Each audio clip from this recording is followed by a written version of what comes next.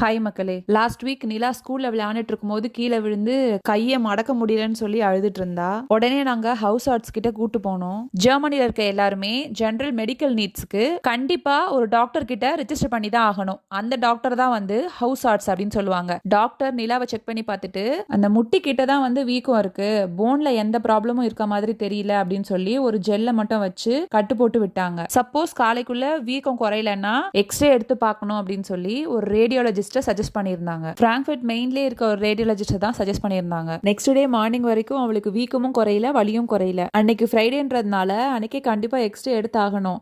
ஏன்னா Saturday Sunday x ray எடுக்க மாட்டாங்க. அதுவும் இல்லாமல் அதுக்கு அடுத்த மண்டேவும் கவர்மெண்ட் ஹாலிடேன்றதுனால அன்னைக்கும் எக்ஸ்ரே எடுக்க முடியாது. உடனே டாக்டர் சொன்ன ரேடியாலஜிஸ்ட்டை போய் பார்த்தோம். ஆனால் அவங்க என்ன சொல்லிட்டாங்கன்னா, சின்ன பிள்ளைங்களுக்கு நாங்கள் எக்ஸ்ரே எடுக்க மாட்டோம்னு சொல்லிட்டாங்க. ஃப்ரைடே ஆஃப்டர்நூன் 12:30 கிட்ட ஆயிடுச்சு.